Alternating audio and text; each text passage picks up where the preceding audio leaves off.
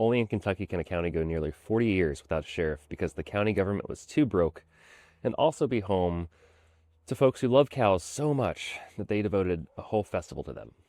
Hi, I'm Michael, and I'm learning a little bit more about Kentucky, one county at a time, all 120 of them. And today, I'm learning about Greene County. If you haven't already, I hope you check out the other counties I've covered. They're all listed in the playlist on my profile. If I haven't covered yours yet, I'll get to it soon, I promise. I'm going in mostly alphabetical order. As always, if I miss something, feel free to correct me in the comments so we can all learn together. Greene County was officially established in 1792. It was the 16th county formed in the Commonwealth of Kentucky. The county was named for General Nathaniel Greene. He was George Washington's most trusted strategist during the Revolutionary War. He was often called the Savior of the South. Curiously, though, while the general spelled his name with an E at the end, the county dropped it. To this day, the reason for that missing E is a mystery. In its infancy, Greene County was a mother county, which means that its original borders were so vast that they eventually formed the entirety of Cumberland County, Adair County, and Taylor counties, along with parts of Barron, Hart, Metcalfe, and Pulaski. And when you stand in Greensburg today, you're standing in what was once the administrative heart of central Kentucky.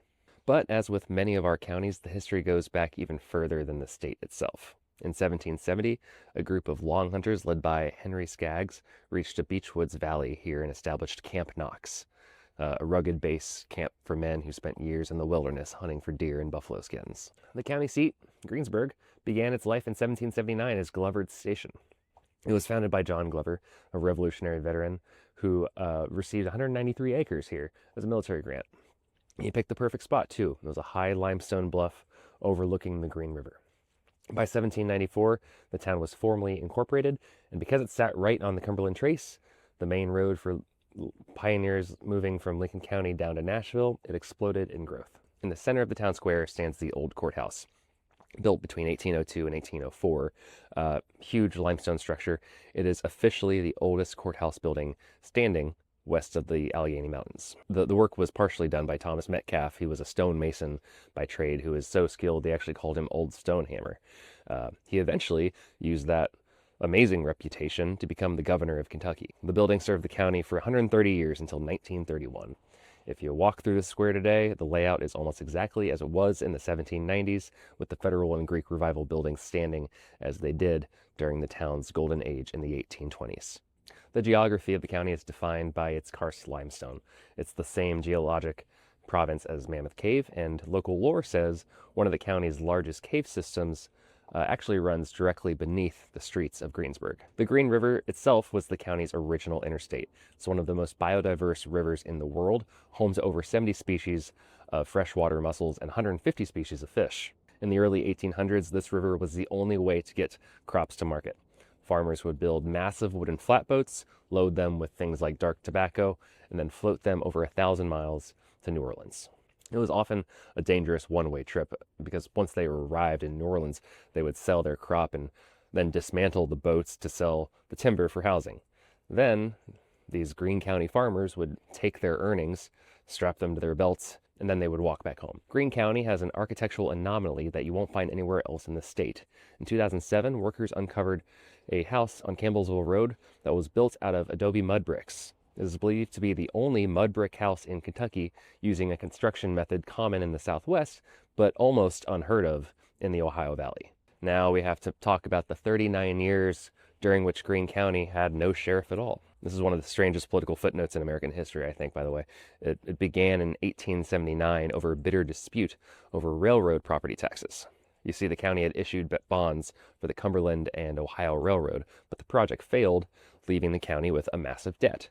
And any man who took the office of sheriff was legally required to collect those hated taxes. And because the community was so fiercely against the railroad, no man could find anyone willing to sign his bond. So without that financial backing, no one could legally serve as sheriff. From 1879 until 1918, the office sat vacant. This led to a period of rough justice where the county became a haven for outlaws. Between 1896 and 1915 alone, there were 34 murders recorded in the county. It was a lawless era that only ended once the railroad debt was finally settled. However, the violence started a little bit earlier. In 1799, the Hart brothers, often called America's first serial killers, passed through Greene County. During their reign of terror, they brutally murdered a 12-year-old near the river. The brutality of the frontier culminated in 1841 with a massive public hanging in Greensburg. Two men had been convicted of a gruesome robbery and murder. One died in his jail cell, but the other was led to the gallows. A crowd of 10,000 people reportedly came to the county that day, which, by the way, 10,000 people, that's nearly the population of the county today, packed the town square to watch. However, Greene County is also the site of a medical miracle, and such a miracle that viewers of this channel might have already heard me talk about before. In 1809, a local woman named Jane Todd Crawford was misdiagnosed as being pregnant with twins. In reality, she had a 22-pound ovarian tumor. She showed incredible bravery, riding 60 miles on horseback to Danville to see Dr. Ephraim McDowell, and there she underwent the world's first successful abdominal surgery to remove the tumor, all without a single drop of anesthesia. She survived the surgery and lived another 33 years. Today, she is honored as the mother of abdominal surgery, and a statue of her stands in Greensburg. The county also may have produced one of the greatest success stories in the country.